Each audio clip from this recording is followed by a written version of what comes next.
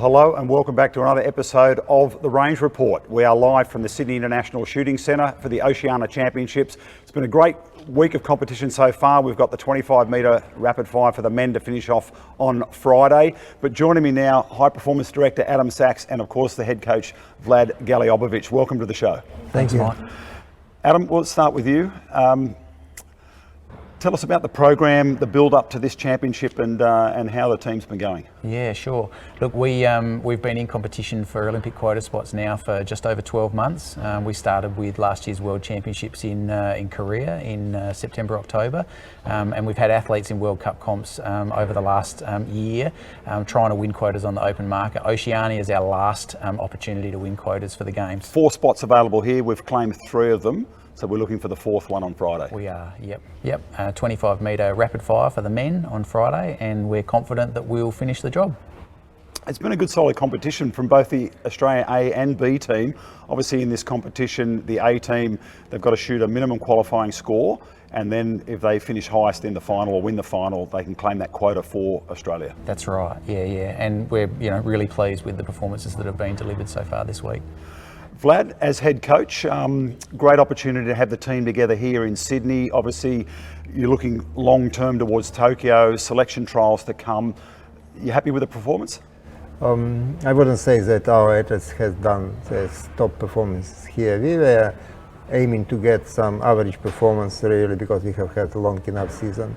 We gave for our leaders in particular events in sport pistol and rapid fire for Serge to travel long year, attend all World Cups and see how he's handling the situation. Similar with Elena, workloads and few international competition. To come here, we didn't aim to be on top level of performances. We are going to sustain these performances, get, as Adam said, job done and be ready for next season, because with 2 of these athletes we employ different way of technique and we are testing this here in this competition. It's a great opportunity was for Elena in this stage, and for Serge for sure you'll be there. But otherwise, we are completing task. You've got a good range of youth and experienced older competitors in the teams. Does that work really well with the young pushing the envelope, pushing the ceiling, going, we want to break through, we want to take the established star and we're the next one coming? Is that good for the team? I think now we are coming to a stage when we get in leading position our young generation. We start to work with 3-4 years ago. They're coming up on the board. Older generation coming up to the final stage of participation in international competition. I appreciate this experience, what they're sharing with our young athletes and handling competition. We have had few good meetings together where mature people were expressed what the difficulties were during match to give young guys as well opinions that everyone can handle and everyone can face such situation in their shooting career. Otherwise, we are, I think, getting very good as a team spirit together. So coming next year, there'll be a selection tournament for an athlete to claim one of those quotas that we've earned. It's going to be really tight competition because that's the pointy end there. You win that, you go to Tokyo. Yeah. So the policy allows for 4 opportunities for each of the athletes who have shot an MQS to compete for selection to the team. Their top 3 scores across those 4 events will be combined to provide them with a ranking, and the person with the highest ranking at the end of those nomination and selection events will be selected to the team. So you can have an athlete here who has won a quota for Australia, may not necessarily get that spot to Tokyo. They need to be consistent, they need to be training hard and at the top of their game. That's the reality. Yep. No time for them to take their foot off the gas. No, well you want to probably be upping your training and being more determined and more dedicated in the next 12 months because an Olympic berth dangling in front of you there, it's a pretty big prize. Vlad, you've been to a number of Olympics. Yeah, I think a difference between Rio and Tokyo will be that we are coming with good young athletes that are getting to the team, and we are believing that they will be performing at their best at the Tokyo. I'm really excited to go to Tokyo to see how they will be performing, and I'm absolutely sure that they will be good. Few of them will be very good performing, and I hope it will give a good go for our young generation who will start to do shooting in future, because we can see traditions, what tradition build up, such we have in shotgun, very good traditions that were done by genius Michael Diamond and Russell Mark, consecutive winning at the Olympic Games, and tradition came up in their mind. We can do this, and they're for a long time in this business. Adam, finally looking towards Tokyo as a high performance director, have you been to Tokyo yet? I mean, there's obviously a lot of pre-planning and a lot of things you've got to get in line before the team gets there. Yeah. I've certainly spent time on the ground in Tokyo, not necessarily in this role and in the lead up to the 2020 Olympics, but in previous roles that I've had in different sports. We'll actually take our first visit to Tokyo in March next year. We're doing a site visit with the Australian Olympic Committee, and we'll have an opportunity to see both the range, which we expect to have recently been completed by then, and also the Olympic Village, and where we'll be sort of spending most of our time when we're not on the range. And then we go back to Tokyo to actually compete on the newly established range in April at the Olympic Test event. So we've got those two touch points for our team and our staff before we roll into the games in late July.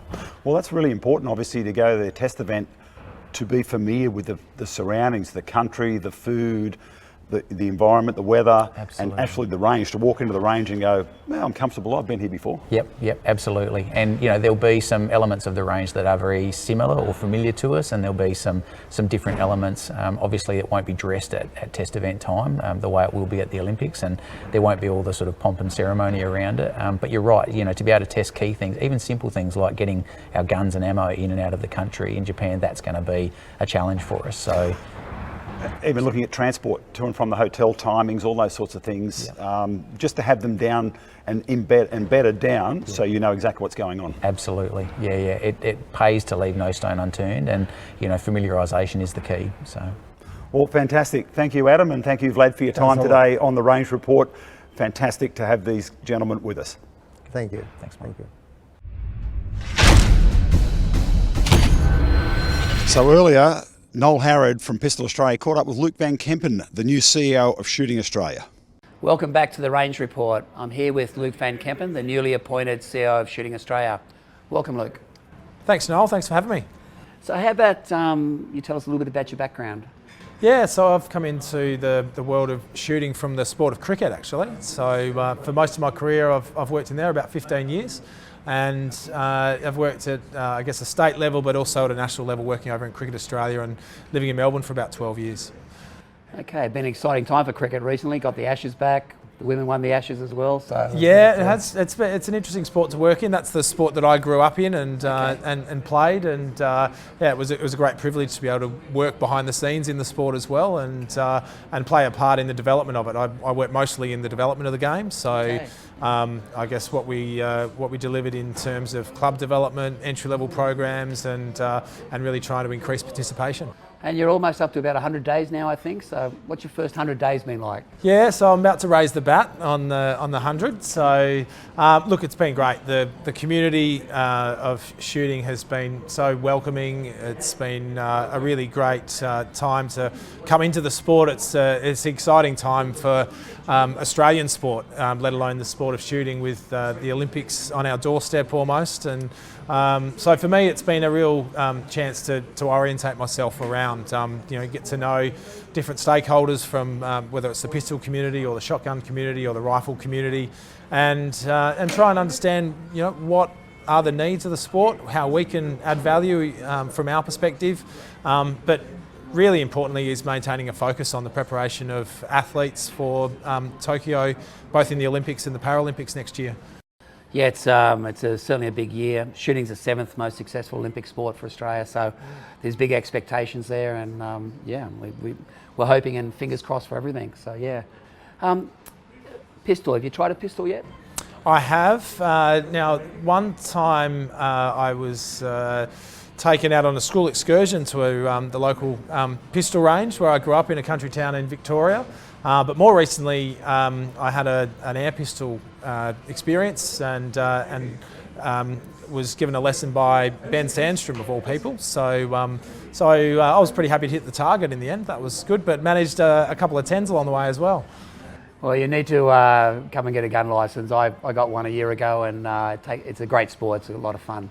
So welcome from the pistol community. Looking forward to working with you, and all the best. Thanks. Really appreciate you having me on, and look forward to getting to know the Pistol Australia community in the near future. So I'm joined now by the boys who competed in the 10-metre air pistol earlier in the week. Bailey Groves, gold medalist. You set an MQS, so you got your qualifying score, and also you claimed that quota spot for Tokyo for the Australian team. Must be very proud of yourself. Yeah, very proud and very honoured to do it here for Australia. It was a really tight final. Your best mate, we'll go to Scotty in a minute, sitting next to you, took the lead with one shot to go, and then you got him in the last shot. And you guys, good mates, compete together and push each other? Yeah, for sure. We train together all the time. We even trained a final before we came here together, and yeah, it's really good to work off each other. Scotty, that last shot there, obviously you must have thought in your mind, I can get this. You came from down the field earlier in the final and stormed through, got ahead of Repicoli, and just a whisker out of claiming it. To get to first place in that sort of situation, I was very proud of myself to be able to come back from not a great start and then progress through the final with some quality shots. But nerves got the better of me at the end. I know Bailey's a great shot, so it was really hard to know that I had to put up a good shot to be able to claim the gold, and a little bit lower, a little bit higher would have been good, but it is what it is. And competing, you guys live close to each other, you're in the same club, you compete against each other, train together. This is really good because you push each other. Both of you are young shooters coming up through the ranks, pushing up into the, obviously you're both going to be competing for Tokyo spots come the selection next year. Yeah, well, I'll be, because I've got my MQS, and I'm sure we'll all be working our hardest to do so. So where do you guys go away from here now? Oceania Championships, gold and silver medalists. You go back and you just get straight back into heavy training, a little bit of a break, or what do you do? Yeah, I'm personally going to take about a month break, probably get back into it mid-December and slowly ease up into the craziness that's going to be next year. And Scotty, yourself? For me, it depends how my rapid fire goes on Friday. I need the MQS there because I unfortunately didn't get it for air pistol. So if we get it for rapid fire, I'll probably be taking a little bit of time off too, just to recuperate, and then over the Christmas break start getting back into it to produce some quality. Yeah, let's look at the 25-metre rapid fire coming up on Friday. And as I said, another opportunity there to shoot that minimum qualifying score. It's got to be done in a sanctioned tournament, so you can't just go and do it at your club. You've got to come to a championship like this, which is an Olympic qualifying tournament, the Oceania. So you shoot that MQS, that's in the bank, and then you've just got to, then you're in the running then to selection, come the selection tournament. Yeah, we're waiting on the competitions to be announced through next year, but it should be in the first quarter, and we'll all be trying to get some really good scores in for those competitions. And head coach Vlad Galiobovic sets a good program for you guys, obviously keeps an eye on you guys. He's based over this side of the country. You guys over in Perth, he gets across there and has a look at your training programs. And do you do video Skype sessions to catch up? Yeah, well, we've keeping regular email contact with him, training plans, and then we've actually started doing some live conference calling when we're doing competitions and air pistol sessions, rapid fire sessions, doing a final, and he'll get all of us around the country to call in to one number, to his mobile, and we'll run a session together all in real time. Oh, that's fantastic. Really, so really you can really see each other, who's doing what, talk about technique. He can look at what you're doing, your processes, and maybe give you some tips and hints and changes on the way. Yeah, it's working in quite well actually. So. How did you guys both get into, well, we'll start with you, Bailey. How did you get into pistol shooting? Oh, goodness. I think I started off with doing archery actually, and did that for a couple of years, was sort of enjoying the whole target shooting sort of aspect, and I was like, oh, I wouldn't mind trying to shoot a gun. And so went out to the local club in Tasmania in Launceston and did air pistol, and they were like, oh, you're quite good. So yeah. That technique, obviously a target sport, archery, same sort of thing about bringing, the bow down onto the target and getting it right. Yeah. And same with the process of the air pistol, just bringing it into the right position. Yeah, it's quite similar mental preparation and strategy for doing your shots, and yeah, it was a good transition, and yeah, it's been, the rest is history really. And Scotty, what's your club? What club are you guys a member of? We're members of Coburn Fremantle Pistol Club, which is probably half an hour south of the city. Yep. In Perth. Yeah, it's in a really good spot where it's really nicely located. And you've been in pistol shooting for quite a few years? Oh, how long has it been? I think this year marks my 10th year picking up a gun, and next year's my 10th year competing. Okay, so you're only in your early 20s? Yeah, I'm 24. 24, okay. So you can start at 12, so you were pretty early after the... I was 16, yeah. Yeah. When I first started really going around and competing. So I was a fair bit older than a lot of the people that I was shooting with. When they started, they were all pretty young when they started. So I was, sort of late. Yeah. And still early in your career, when you look at it in your early 20s, you can keep competing right up into, 50s, 60s. If your eyes are good, you can keep going for many, many years. So that development curve, it's nice to be in that development program and into the head team program to really get that tight coaching. Yeah, for sure. It's really good, and to get in and get as much experience as we can and knowledge when we can at this age is super valuable. Yeah. So we've done some stuff at some other championships about the firearms, but you've actually got your shooting shoes on here. So just take us through these. These are pretty solid base there. You want a flat sole? Yeah, so you can see that all of this here is just solid plastic rubber. It's designed to keep us firmly planted to the ground and stable, so that we, if we're swaying back and forward, we can just plant our feet and be super stable. But when you go to competitions like this, they have to be able to bend a certain amount. Otherwise, they're not legal to shoot in competition. Yeah, so people wouldn't even think about that your footwear. Yeah, exactly. Well, I mean, if you rocked up to this week with a brand new pair of shoes, you wouldn't pass. You wouldn't be allowed to shoot. And they've got to be below the ankle for pistol. Yes, so below the ankle. Above the ankle, if there's any support, that's not allowed. So yeah, for pistol, below the ankle. Rifle shooters have supports up to here and their whole body. But yeah, pistol, it's below the ankle. Well done. Thanks for coming on, Bailey and Scott. Best of luck going forward. Obviously on Friday with your 25 metre rapid fire, and next year hope you get your MQS and going to the selection trials. Good luck. Awesome. Thank you very much.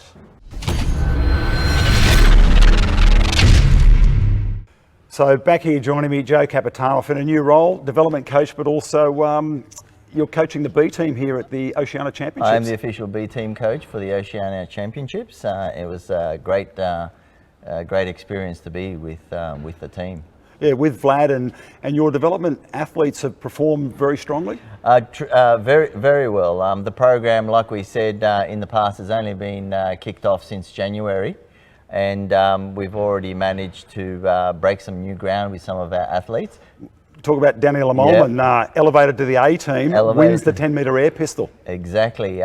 We always had faith in Danielle and her ability to progress. Our whole development program was designed around getting the development squad into the high performance squad, and she's progressed ahead of schedule in terms of into that role as a bit of a tester, really, and she performed remarkably well. Yeah, she did very well.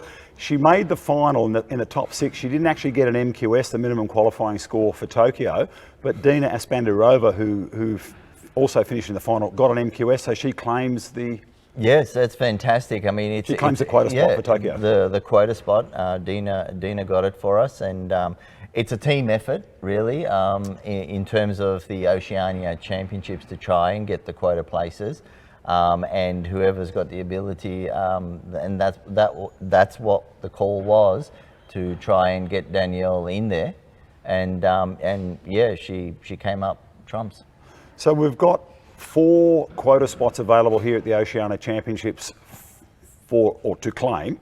We've got 3 of them so far. Yep. We've got the 25 metre rapid fire for the men coming up on Friday, and that's our last opportunity to get a spot to Tokyo. And I'm pretty confident that Sergey will, or one of the boys anyway, will do us proud and get that last final quota spot Yeah.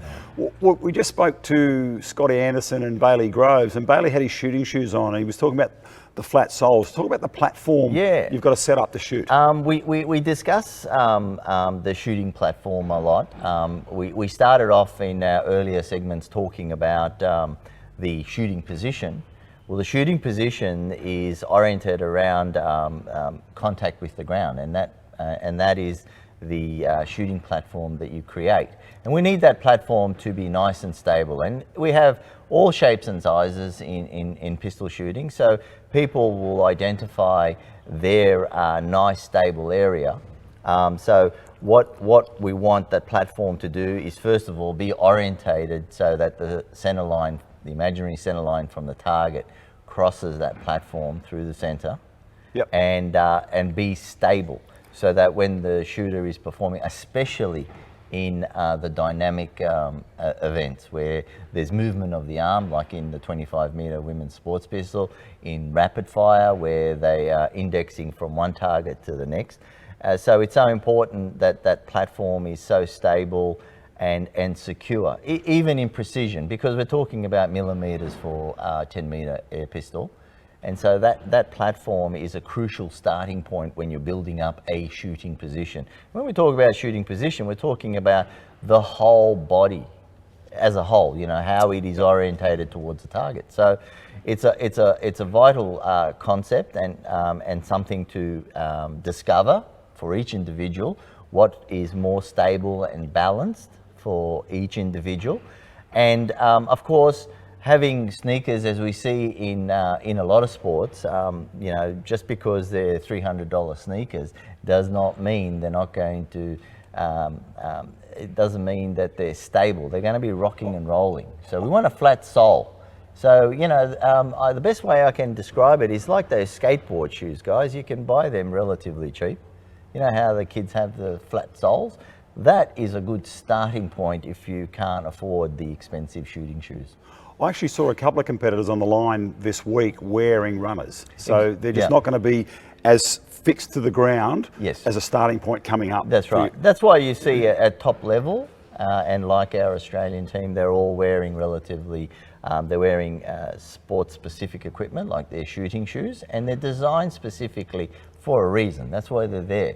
They're not a fashion statement, obviously, because they're not the prettiest of shoes, but they provide the adequate balance and stability. What sort of cost are we looking at for a good look, they can range. I noticed there's a trend going towards weightlifters' shoes, powerlifting, and the weightlifting, like the ones at the Olympics. Those shoes are almost designed identical. They do the same function.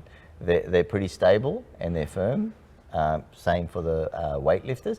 So I'm looking at a trend, and those shoes are relatively cheaper than the actual shooting shoes, which can go up to about $300. You get a long time wear out of those shoes. It'll be a lifetime. You're not going to wear them out that quickly. Yeah, you're not walking around the street. No, you only wear them virtually on the line. You put them on the line, wear them, and then basically take them off, put them back in your bag. So it's like specific. Yeah. So 25-meter rapid fire Friday, Sergeyev Gleski, two-time Oceania champion, ranked 20 in the world. Yep. He's got to be the favourite. Thomas Ashmore also. Bruce Quick completing. He's one of the older competitors. A couple of Olympic Bruce Quick, games. the veteran. He's going to give them a good run for their money. Bruce Quick performed very well in the 50-meter pistol. He picked up a bronze. Yeah, and so he is a veteran of the competitions, and especially at this high level. So he has great experience that he's sharing with the team and all the boys and girls. And it's great to see that dynamic working with the actual team, where the older guard is passing the information to the new generation. And the new generation is pushing hard to say, we're coming at you, you've got to be good because we want to go past you. Absolutely, you know, so it's a good dynamic. It's good to have a mixture of experiences in the team. Yeah. Well, thanks, Joe. It wasn't Coach's Corner, but take us out with your... But remember, train well to shoot well.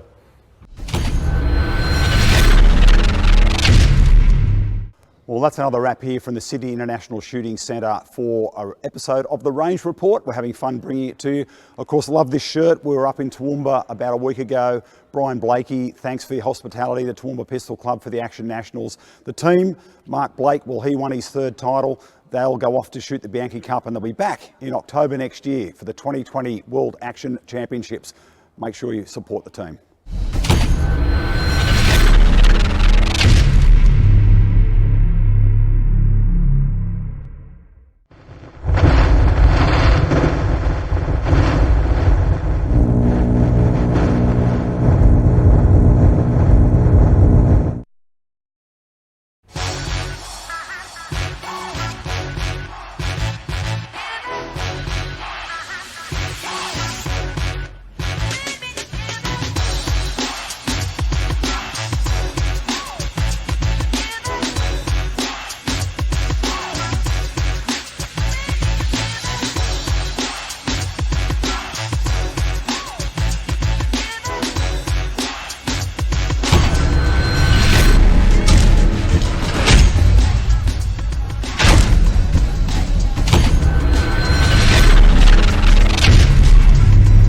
Well, hello and welcome back to another episode of the Range Report. We are live